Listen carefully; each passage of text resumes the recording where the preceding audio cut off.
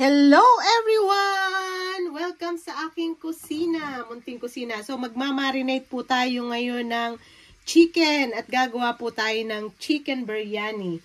Ito po ay palagi kong ginagawa. Since dumating po yung mga pamangkin ko galing Pilipinas, kaya ayan, lulutuan ko sila ng chicken biryani.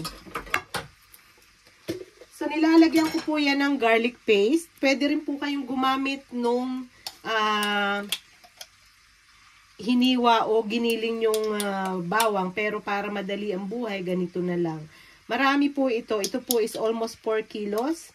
So, lagyan nyo po ng mga 4 tablespoon. Mas maraming bawang po, mas masarap. And then, meron din po tayong garlic paste. As usual, pwede rin po kayong gumamit ng fresh, gadgarin nyo. Pero para nga po madali ang buhay, ito po nabibili namin ito sa Asian store. Ayan. Lalagyan ko siya ng mga 2 tablespoon din.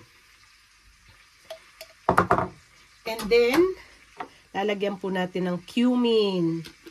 Ayan. Ako po, naglalagay lang ako by heart po ba. Wala po ako minsan talagang measure. Pakiramdaman na lang. And then, paprika. Lagyan po natin ng paprika. Hindi po ako talaga nagme-measure Sinasabi ko na lang sa ano ko. And then, coriander powder. Lalagyan din po natin ng coriander leaves, yung pong fresh. Yan, by heart lang po yan.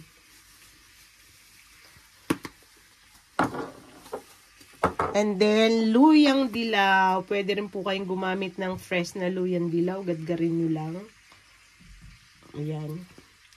And then, ito po yung ating fresh na coriander. Lagyan natin ng fresh na coriander. At saka naglalagay po ako ng mint. Ayan. Lagyan natin. Yaman yan dyan, Marit. And then, hindi ko nang mailagay. And then, asin. Asin po. Ayan.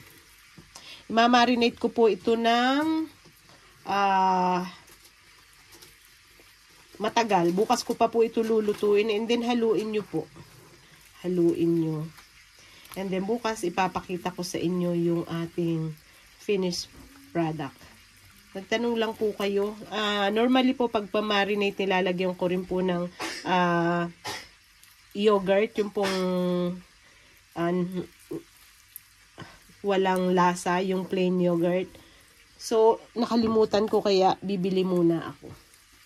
So, ayan po, haluin lang natin. At ganito po ang pagmamarinate ng chicken biryani.